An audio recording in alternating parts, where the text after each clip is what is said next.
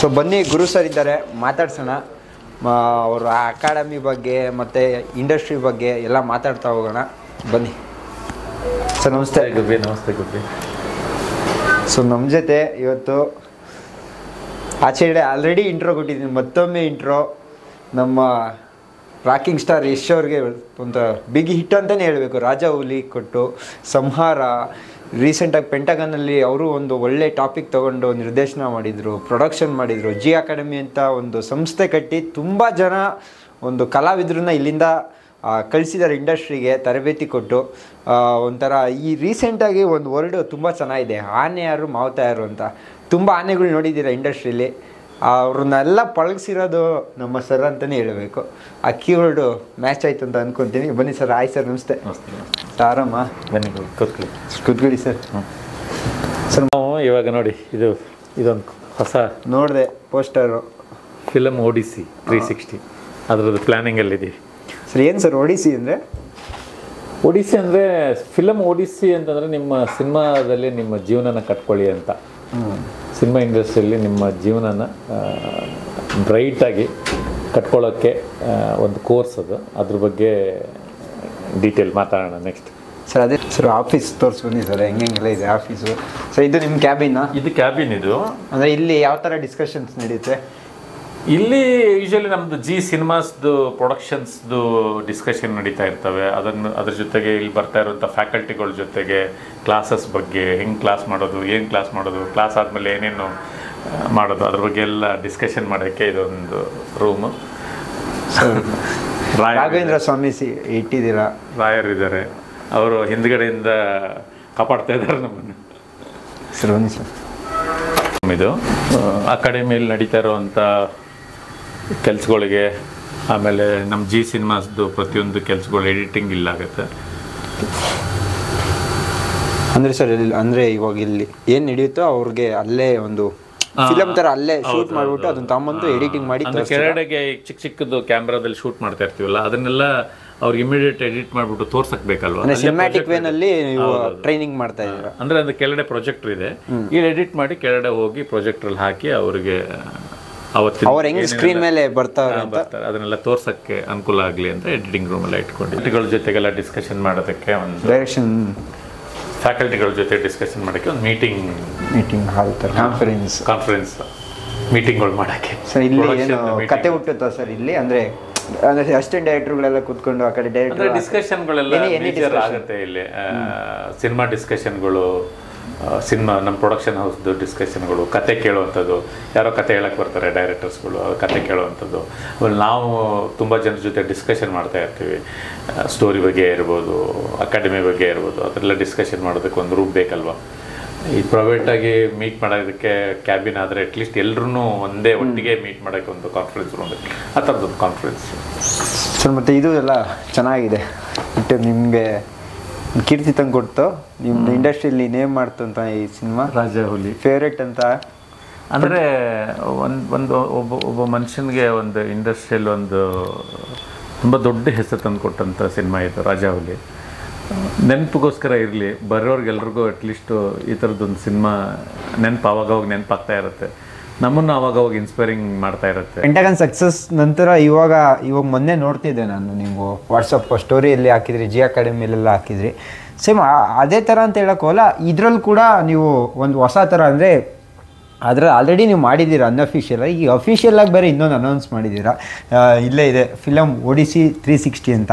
ಅಂದರೆ ಇಲ್ಲೇ ಕಲಿಸಿ ಅವರಿಗೆ 100% ಅಲ್ಲಿ ಕಲಿತವ್ರನ್ನೇ ಒಂದು ಸಿನಿಮಾ ಮಾಡ್ತೀವಿ ಅಂತ. ಏನು ಸರ್ ಇದು ಓಡಿಸಿ 360 ಯಾವ ಥರ ಒಂದು ಫಿಲಮ್ ಓಡಿಸಿ 360 ಅನ್ನೋದು ಏನಂತಂದರೆ, ಇವತ್ತು ಇಂಡಸ್ಟ್ರಿಯಲ್ಲಿ ಏನಾಗ್ತಾ ಇದೆ ಅಂತಂದರೆ, ಏನೂ ಎಜುಕೇಷನ್ ಇಲ್ಲದೆ ಸಿನಿಮಾ ಇಂಡಸ್ಟ್ರಿಗೆ ಬಂದು ಸಿನಿಮಾ ಇಂಡಸ್ಟ್ರಿಯಲ್ಲಿ ಕೋಟಿಗಟ್ಟಲೆ ದುಡ್ಡು ಕಳ್ಕೊಂಡು 3 ಜನ ಫೇಲ್ಯೂರ್ ಆಗ್ತೀವಿ ಅಲ್ಲಿ.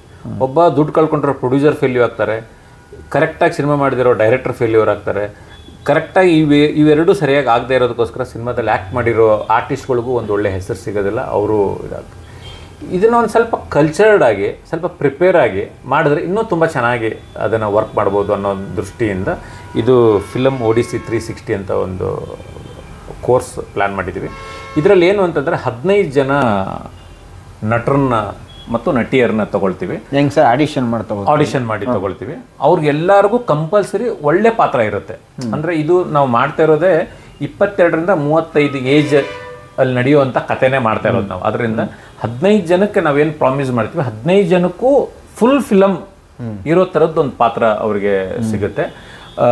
ಅವರಿಗೆ 20 ದಿನ ನಾವು ಮಾಡಿರುವಂಥ ಸ್ಕ್ರಿಪ್ಟನ್ನ ಕೊಟ್ಟು ಅದರಲ್ಲಿರೋ ಅಷ್ಟು ಕ್ಯಾರೆಕ್ಟರ್ಗಳನ್ನ ಡಿವೈಡ್ ಮಾಡಿ ಅವ್ರಿಗೆ ಅದನ್ನು ಪ್ರಿಪೇರ್ ಮಾಡಿ ಅದನ್ನು ಚೆನ್ನಾಗಿ ಅದನ್ನು ಅವ್ರಿಗೆ ಮನವರಿಕೆ ಮಾಡಿಕೊಟ್ಟು ಸ್ಕ್ರಿಪ್ಟನ್ನು ಅದನ್ನು ವರ್ಕ್ಶಾಪ್ಗಳನ್ನ ಮಾಡಿ ಆ್ಯಕ್ಟಿಂಗ್ನ ಪ್ರಿಪೇರ್ ಮಾಡಿ 20 ಡೇಸ್ ಆದಮೇಲೆ ಅವ್ರನ್ನ ಸಿನಿಮಾ ಸೆಟ್ಟಿಗೆ ಕರ್ಕೊಂಡೋಗಿ ಅಲ್ಲಿ ಒಂದು 3 ತಿಂಗಳು ಅವ್ರನ್ನ ಲೊಕೇಶನ್ ಬೇರೆ ಲೊಕೇಶನ್ಗಳಲ್ಲಿ ಅವ್ರನ್ನ ಶೂಟ್ ಮಾಡಿ ಈ ಸಿನಿಮಾ ಅನ್ನೋದು ಒಂದು ರೂಪುಗೊಳ್ಳುತ್ತೆ. ಇದಕ್ಕೆ ಎಕ್ಸ್ಪೀರಿಯೆನ್ಸ್ ಇರೋವಂಥ ಒಬ್ಬ ಡೈರೆಕ್ಟ್ರ್ ಬೇಕಿತ್ತು ನಮಗೆ. BM ಗಿರಿರಾಜ್ ಅಂತ ಡೈರೆಕ್ಟ್ರು. ಅವರು ತುಂಬ ಒಳ್ಳೊಳ್ಳೆ ಸಿನಿಮಾಗಳನ್ನು ಮಾಡಿದ್ದಾರೆ. ಮೈತ್ರಿ ಇರ್ಬೋದು, ಜಟ್ಟ ಇರ್ಬೋದು, ತುಂಬ ಒಳ್ಳೊಳ್ಳೆ ಸಿನಿಮಾಗಳನ್ನು ಮಾಡಿರುವಂಥ ಸ್ಟೇಟ್ ಅವಾರ್ಡ್ ಎಲ್ಲ ಬಂದಿದೆ ಅವ್ರು ಮಾಡಿರುವಂಥ ಸಿನಿಮಾಗಳಿಗೆ. ಅವರು ಈ ಸಿನಿಮಾನ ಡೈರೆಕ್ಟ್ ಮಾಡ್ತಾ ಇದ್ದಾರೆ. ಅದೇ ಥರ ಒಂದು 10 ಜನ ಅಸಿಸ್ಟೆಂಟ್ ಡೈರೆಕ್ಟರ್ಗಳನ್ನು ಇದು ಸಿನಿಮಾಗೆ ತೊಗೊಳ್ತೀವಿ. ಒಂದು ಕತೆ ಹಂತದಿಂದ ಒಂದು ಸಿನಿಮಾ ರಿಲೀಸ್ ಆಗೋವರೆಗೂ ಏನೇನೆಲ್ಲ ಪ್ರೊಸೀಜರ್ ಬರುತ್ತೆ, story, screen play, dialogue, shooting spot, music director ಹತ್ರ, ಕ್ಯಾಮ್ರಾಮ್ಯಾನು, ಆರ್ಟ್ ಡೈರೆಕ್ಟ್ರು, ಈ ಥರದ ಪ್ರತಿ ಹಂತನೂ ಕಲಿಯೋಕ್ಕೆ ಅವನಿಗೆ ಆ್ಯಸ್ ಅ ಡೈರೆಕ್ಟ್ರಾಗಿ ಅಸಿಸ್ಟೆಂಟ್ ಡೈರೆಕ್ಟ್ರಾಗಿ ಪ್ರತಿ ಹಂತನೂ ಅವನು ಮುಂದೆ ನಿಂತು ಕಲಿಯೋ ಥರದ್ದು ಒಂದು ಪ್ರೊಸೀಜರ್ ಆಗುತ್ತೆ. ಅವನಿಗೊಂದು 15 ದಿವಸ ವರ್ಕ್ಶಾಪ್ ಇರುತ್ತೆ. ಆ ವರ್ಕ್ಶಾಪಲ್ಲಿ ಒಂದು ಥಾಟಿಂದ ಅದು ಸಿನಿಮಾ ಕತೆ ಹೇಗೆ ರೂಪುಗೊಳ್ಳುತ್ತೆ, ಆ ಕಥೆಯಿಂದ ಸ್ಕ್ರೀನ್ ಪ್ಲೇ ಹೇಗೆ ರೂಪುಗೊಳ್ಳುತ್ತೆ, ಸ್ಕ್ರೀನ್ ಪ್ಲೇ ಆದಮೇಲೆ ಅದನ್ನು ಡೈಲಾಗ್ನ ಹೇಗೆ ಬರಿತೀವಿ, ಈ ಥರದ ಪ್ರೊಸೀಜರ್ಗಳನ್ನು ಅವನಿಗೆ ಹೇಳಿಕೊಟ್ಟು ಅವನಿಂದನೇ ಸಿನಿಮಾ ಮಾಡಿಸುವಂಥ ಒಂದು ಪ್ರತಿಕ್ರಿಯೆ ಆಗುತ್ತೆ. ಇದು 3ನೇ ಹಂತ ಏನು ಅಂತಂದರೆ, ಸಿನಿಮಾ ಪ್ರೊಡಕ್ಷನ್ ಬಗ್ಗೆ ನಾಲೆಜ್ ಬೇಕು ಅಂತಂದರೆ ಎಕ್ಸಿಕ್ಯೂಟಿವ್ ಪ್ರೊಡ್ಯೂಸರ್ಸ್ ಆಗಿ ಈ ಸಿನಿಮಾಗೆ ಬರ್ಬೋದು. ನೀವು ಬಂದು ಇಡೀ ಸಿನಿಮಾ ಪ್ರೊಡಕ್ಷನ್ ಹಂತ ಹೆಂಗಿರುತ್ತೆ ಅಂದರೆ ಪರ್ ಡೇ ಎಕ್ಸ್ಪೆನ್ಸಿವ್ ಹೆಂಗಿರುತ್ತೆ, ಒಬ್ಬ ಟೆಕ್ನಿಷಿಯನ್ ಪೇಮೆಂಟ್ ಹೆಂಗಿರುತ್ತೆ, ಹೀಗೆ ಲೊಕೇಶನ್ಸಲ್ಲಿ ಹ್ಯಾಂಡಲ್ ಮಾಡ್ಕೊಳ್ತೀವಿ, ಪರ್ ಡೇ ಎಷ್ಟು ಸೀನ್ನ ಶೂಟ್ ಮಾಡ್ತೀವಿ, ಯಾವ ಕ್ಯಾಮ್ರಾದಲ್ಲಿ ಶೂಟ್ ಮಾಡ್ತೀವಿ, ಎಷ್ಟು ಲೆನ್ಸ್ಗಳಲ್ಲಿ ಶೂಟ್ ಮಾಡ್ತೀವಿ, ಎಷ್ಟು ಲೈಟ್ಸ್ನ ಯೂಸ್ ಮಾಡ್ತೀವಿ, ಯಾಕೆ ಆ ಲೈಟ್ಸ್ಗಳನ್ನ ಯೂಸ್ ಮಾಡ್ತೀವಿ, ಔಟ್ಡೋರ್ ಬಂದಾಗ ಎಷ್ಟು ಲೈಟ್ ಬೇಕು, ಇಂಡೋರ್ ಬಂದಾಗ ಎಷ್ಟು ಲೈಟ್ ಬೇಕು, ನೈಟ್ ಶೂಟ್ ಮಾಡಿದರೆ ಎಷ್ಟು ಎಕ್ಸ್ಪೆನ್ಸಿವ್ ಆಗುತ್ತೆ, ಈ ಥರ ಇನ್ ಡೀಟೇಲ್ ಅವನು ಕಲಿಯೋಕ್ಕೆ ಒಂದು ಅವಕಾಶ ಇರುತ್ತೆ. ಈ 3 ಹಂತ ಒಬ್ಬ ಆ್ಯಕ್ಟರ್ಸ್ಗೆ, ಅಸಿಸ್ಟೆಂಟ್ ಡೈರೆಕ್ಟರ್ಗಳಿಗೆ, ಆಮೇಲೆ ಎಕ್ಸಿಕ್ಯೂಟಿವ್ ಪ್ರೊಡ್ಯೂಸರ್ಸ್ಗಳಿಗೆ, ಈ 3 ಹಂತನ ಕಲಿಸ್ತಾ ಒಂದು ಸಿನಿಮಾ ಮಾಡುವಂಥದ್ದು. ಇವತ್ತಿನ ಜನ್ರೇಷನ್ ಅವರಿಗೆ ಪ್ರಾಕ್ಟಿಕಲ್ಲಾಗಿ ಹೇಳ್ಕೊಡೋಕ್ಕೆ ಮೆಂಟರ್ಸ್ ಇಲ್ಲ. ನಾನೊಂದು 22 ವರ್ಷ 23 ವರ್ಷ ಆಯಿತು ಇಂಡಸ್ಟ್ರಿಗೆ ಬಂದು 10 ಸಿನಿಮಾ ಮಾಡಿದ್ದೀನಿ. ಗಿರಿರಾಜ್ ಅವರೊಂದು 6-7 ಸಿನಿಮಾಗಳನ್ನು ಮಾಡಿದ್ದಾರೆ. ಈ ಥರ ಎಕ್ಸ್ಪೀರಿಯೆನ್ಸ್ ಇರೋ ಡೈರೆಕ್ಟರ್ಸ್ ಜೊತೆಗೆ ಒಂದು ಸಿನಿಮಾ ಮಾಡಿ ಕಲಿತು ನೆಕ್ಸ್ಟ್ ನಿಮ್ಮ ಇಂಡಿವಿಜುವಲ್ ಸಿನಿಮಾಗಳನ್ನ ಮಾಡೋಕ್ಕೆ ತುಂಬ ಅನುಕೂಲ ಆಗುತ್ತೆ. ಇದು ಒಂದು ಒಳ್ಳೆ ಪ್ಲಾಟ್ಫಾರ್ಮ್ ಇದು. ಅಂದರೆ ಏನು ಅಂತಂದರೆ ಇಷ್ಟು ವರ್ಷ 22 ವರ್ಷ ನಾವು ಇಂಡಸ್ಟ್ರಿಯಲ್ಲಿ ಇದ್ದೀವಿ. ಈ ಇಂಡಸ್ಟ್ರಿ ನಮಗೆ ಅನ್ನ ಕೊಟ್ಟಿದೆ, ಊಟ ಕೊಟ್ಟಿದೆ, ಬಟ್ಟೆ ಕೊಟ್ಟಿದೆ, ಇರೋಕ್ಕೆ ಜಾಗ ಕೊಟ್ಟಿದೆ, ಹೆಸರು ಕೊಟ್ಟಿದೆ, ಎಲ್ಲ ಕೊಟ್ಟಿದೆ.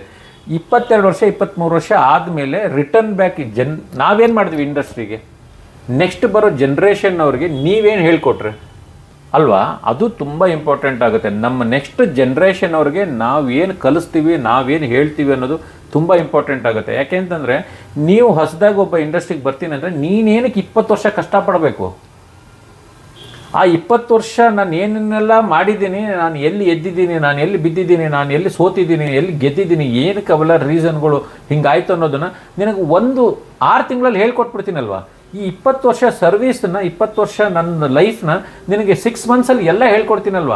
ನಿನಗೆ ಎಷ್ಟು ಸೇವ್ ಆಯ್ತಲ್ವ ನಿನ್ನ ಲೈಫಲ್ಲಿ, ಟೈಮ್ ಸೇವ್ ಆಯ್ತಲ್ವ. ನೀನು ಯಾಕೆ 20 ವರ್ಷ ಕಷ್ಟಪಡ್ತೀಯ? ನಾನು 20 ವರ್ಷ ನನ್ನ ಎಕ್ಸ್ಪೀರಿಯನ್ಸ್ ನಿನಗೆ ಹೇಳ್ತೀನಲ್ವ. ಯಾವ ಸಿನಿಮಾ ಮಾಡ್ಬೇಕಾದ್ರೆ ಏನೇನೆಲ್ಲ ನನಗೆ ಡಿಫಿಕಲ್ಟೀಸ್ ಆಯಿತು, ಯಾವ ಸಿನಿಮಾ ಹೆಂಗೆ ಹ್ಯಾಂಡಲ್ ಮಾಡಿದೆ, ಎಲ್ಲನೂ ನಾನು ನಿನಗೆ ಹೇಳ್ಕೊಟ್ಬಿಟ್ರೆ ನಿನಗೆ 20 ವರ್ಷದಲ್ಲಿ ಅಟ್ಲೀಸ್ಟ್ ಒಂದು ಸ್ವಲ್ಪ ಸೇವ್ ಆಯಿತಾ? ಈ ಥರ ಮೆಂಟರ್ಸ್ ಇಲ್ಲದೆ ಇಂಡಸ್ಟ್ರಿ ಹಾಳಾಗ್ತಾ ಇದೆ ಇವತ್ತು.